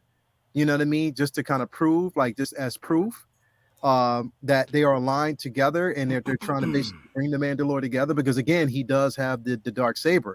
She doesn't have, and to be quite honest, she has no need for it now. She really doesn't. Even though her eyes are hers, because the thing is, if you've seen it from her perspective, She hasn't paid not one a bit of like eye or anything, no attention to that Darksaber. It's been no mention of it. Now her eyes on the mythosaur, and she knows about legend. Do you think that she'll let the other Mandalorians know that she actually saw a mythosaur? I don't know. She probably won't, because the thing is, she still hasn't told Den. The only person that knows right now is the armor. Is the discussion they had. So then, why not have Din give her the Darksaber just to like solidify She won't her accept stance? She won't accept it unless they have to fight. And right now, she just doesn't want to fight him like that on that level. You know what I mean? So it's going to be interesting to see where this goes. I thought the armor was setting her up, because when she told her that she's seen the mythosaur again, and then Armor was like, "Oh yeah, go ahead, take your helmet off and go outside." It almost seemed like she was setting her up to be like, "Look, guys, she's not, she needs to be fucking. She's out. She took her helmet off. Stupid." It was. Wow. I don't know, man. Yeah, I did hear about that today, because she actually put a picture up of it just today. Said, "One Pouse Man, $10 super chat. Thank you for that." I don't know if you guys know about the MegaCon in Orlando. I took today a photo op with Katie and had the Bo-Katan Mandalorian helmet signed by her and Sasha Banks. They're awesome. That's cool. Yeah, that's dope. That's dope. That's so dope. That's so dope.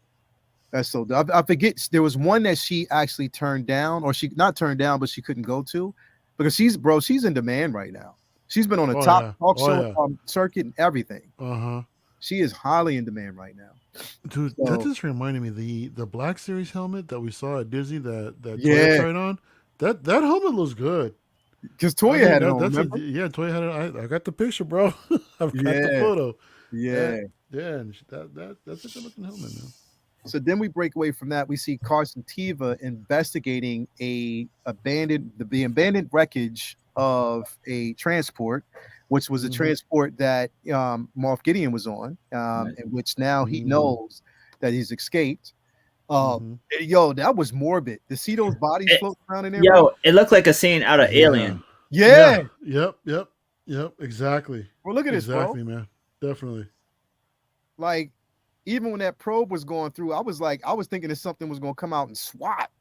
You know what I mean? But anyway, it probes through, and they recognize that stuck in this side or impaled in the ship itself is a bit of Beskar.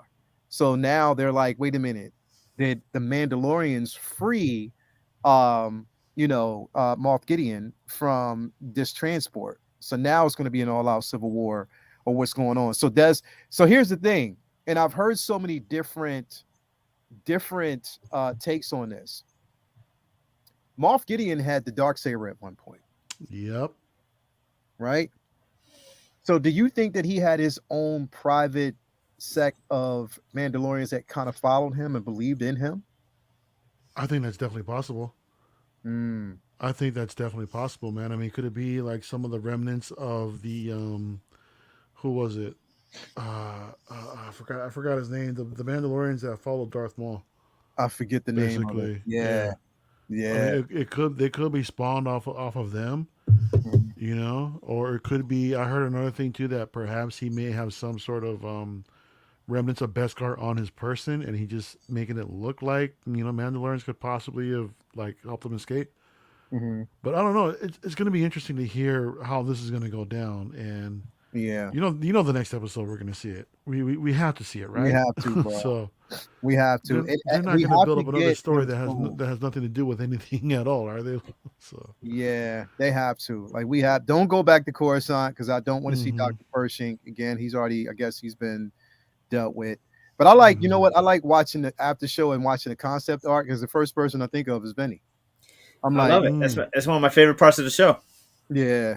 When I think about the concept art, I'm like, V, you got to be looking at this, bro. Like, you got to be looking at these pieces, bro. Yep. They're incredible. Yeah, I do love going back to that helmet real quick. There it is right there, bro. So going back to that helmet real quick.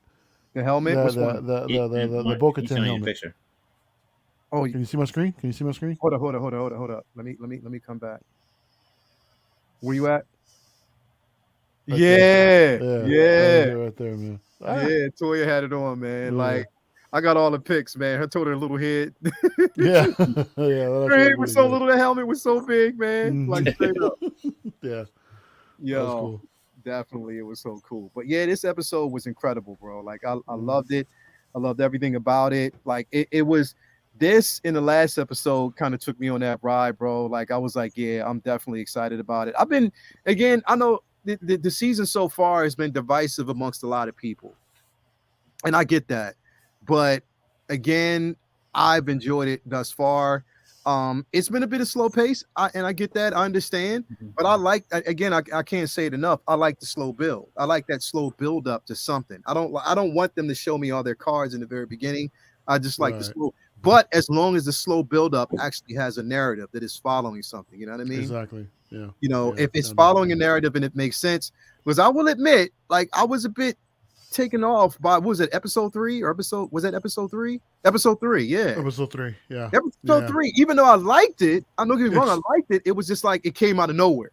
It started off like really, really good. Everybody Yeah. was like, it was compelling. It Yeah. got all of our attention. We're like, holy shit, all this is going on. Then suddenly we're off on Coruscant on a whole different tangent, Mhm. and then we catch up with Din and Bo-Katan like at the end of the episode.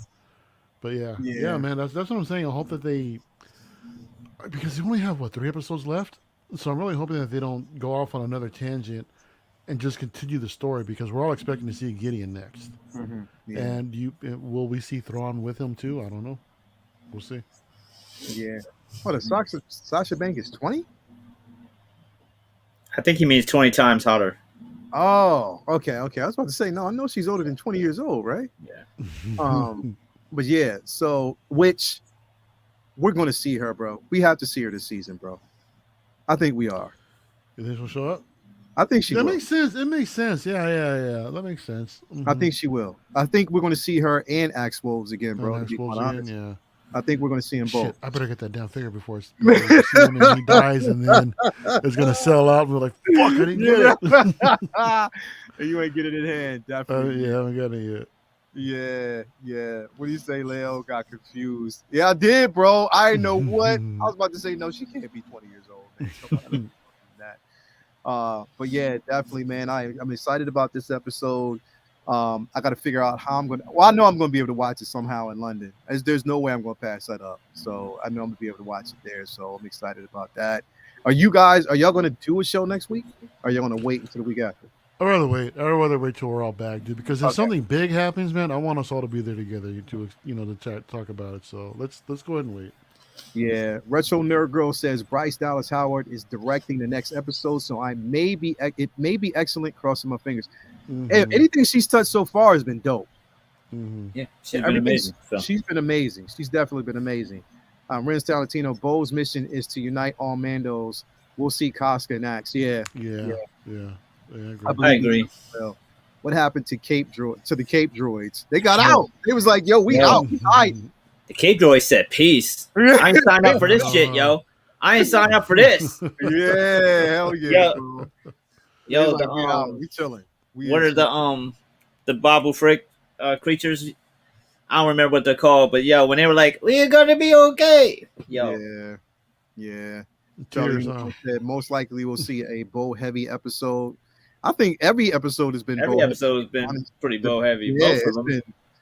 It's been her knows. It's been her journey. You know what I mean? It's been knows. and here you know why? And it didn't dawn on me. I was wondering. I was like, yo, it's a lot of focus on her, but I kind of understand because we haven't seen Din take his helmet off once, so we know Pedro Pascal has not been there. He's just been doing a lot of voice acting because between this and The Last of Us, he's been working heavy. You know what I mean? Yeah. Oh yeah. So that it makes sense at that point. It definitely does. Bryce episode Book of Boba Fett is another level. Yeah, it was. Especially that one shot pan when everything was done in one shot from the elevators. Yeah, I love that shot. That was incredible. But yeah, man, I love this episode. Definitely. I loved like the last 2 episodes. I'm hoping because we only got what 3 episodes left? 3 more. 3 more left. Yeah. Yep. 3 episodes left, so that's going to be incredible. And here's the thing: we haven't covered it yet on the show, but I think that we should cover the Bad Batch one of these days, bro. Like after everybody's watched it, because It just wrapped, didn't it? huh? It just wrapped, right? Yeah, the season finale was. Yeah, I'm behind. I haven't finished it. They Yeah, showed I heard a couple episodes. spoilers in the chat. Uncle Bro, Keith. it was phenomenal. It was. I'm not going to say much, but it was phenomenal. But I Yeah. will say this: watching the Bad Batch, it now has you sympathize. You're sympathizing a lot for the clones, bro, and even everything that happened during Order 66 because they couldn't control themselves, bro. Yeah. They didn't know. Yeah. They had no control. You know what I mean? I'm pretty sure, like, you know, they're following orders at that point because they're being controlled at that point. And you just see, like, through Bad Batch, you see everything that they are going through, bro. Like, that is it's Really? sad, bro. Like, watching it is really sad. But definitely I would actually watch it, and then one of these episodes we can actually do you know, A little run recap, yeah. yeah, recap. definitely. It's definitely dope. Who would it? Tobar, Uncle Keith said, "Yeah, Cape Droids, deuces, Peace. Out. Yeah. deuces. We are Out. out." What is he? One Pops man said, "I asked Sasha about when she's coming back, and she giggled and said, wait and see.' There you go. We'll see. There you go. All right. One Pops Okay. man, thank you so Okay. much for that, bro. Confirmed for next week. All right. Thank you for that so much, man. Thank you for that. I think next episode, they're going to do a flashback where we're going to see Grogu and what is his name? Kelly? Kelly and Best. Kelly, yeah. Okay. We're going to see him actually land on the planet once the ship opens up. You're going to see like a lot of these female handmaidens come up to the ship and be like, "We're going to take you to Jedi Master Dunn." Mm-hmm. And I'll come out like Vincent knows best. He'd be like, Vinny gonna come out and be like, "Thank you, ladies. I'm a fan of your work. I'm a fan of your work. I'm a fan of your work." This is the room. Yeah. This is the room. This is the rule. This is the room. This is the rule. Yeah, but anyway, thank you guys for being here. It's been an incredible show, man. We covered both episodes. It's been a long one, but it was well worth it. I didn't know it was like 12:07. I'm happy about that. Vinny, what you got going on, bro? Ryan's is stupid. What you say? Hold up, he said, Rins, Jedi Master Dunn. I'm a fan of your work.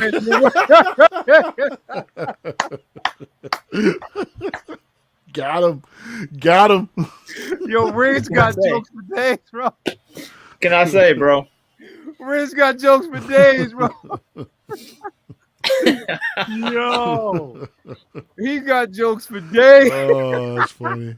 Yo, hey, I wouldn't be surprised if Renz does a piece, bro, with your head in the Jedi role, bro. Oh, That'd be a fight. please.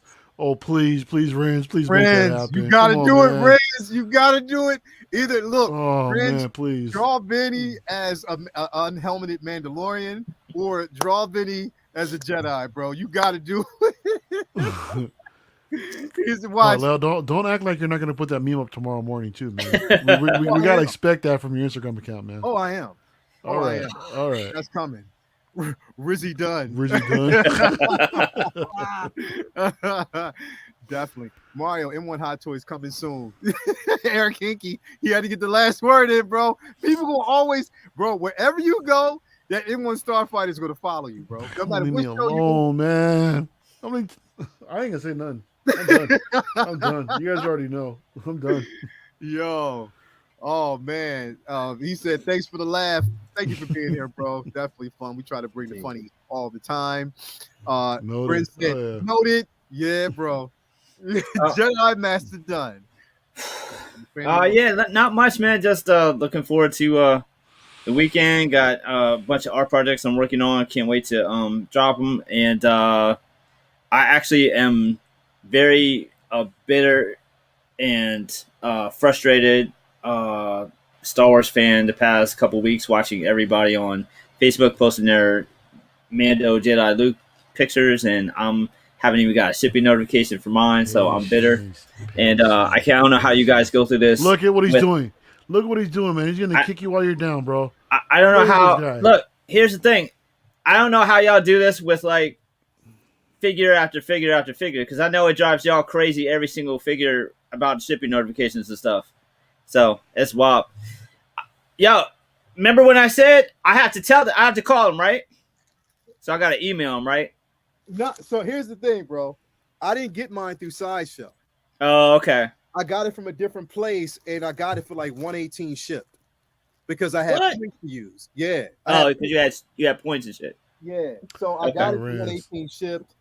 Yeah, that's how I got it. But you know what, Vinny? My intentions was not to really get this because of the simple fact that I already have 2 Jedi Lukes. You know. Yeah, you got Return to Jedi Luke, so Yeah, it looks so similar. But There too. Yep. yes.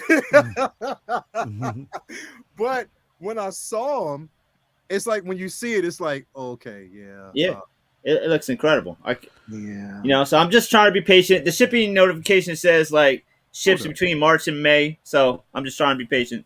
Did you deliberately put that Bo-Katan right there, bro? Yeah, I told you that. You guys were talking about her paws, and I wanted to see it. I wanted to see it, man. Yeah. Yo. Yeah, of course. Get out of here. You know, but my Jedi Luke is right there too. There's one there. One there. There's one there. Indoors off on the other side over there, off camera. You just got to show everything. Hey, you can't make fun of me about Farm Boy Luke no more either, bro. About that one right there. Yeah. That one right there. That one right there. Did you get it yet? You got front and center. Show up? Yeah, bro. Nice. Yeah. Oh yeah, that's what's up. Definitely. Oh, you like it? Yeah, bro. Like I'm so excited, bro. Definitely excited. That's awesome, man. Congrats, Vinny. This is your first step into a larger world. Once you get it's off to a rocky start because this is annoying. No, but this is how it is with Sideshow, bro. It's the same way. Yeah. It's been that way for everybody. It's like, you know what, bro? It's like your first tattoo. Once you get past that first level of pain, you can take it going forward, like straight up. Yeah, man. The cool thing is, bro, there's other stuff in stock. Mm-hmm. When you look at this, you're like, okay, what else do they got? Mm-hmm. What's in stock that I can get today or tomorrow? At this point, I don't trust if I order something in stock that I get it today or tomorrow. So you'll get it next week at least. Mm-hmm.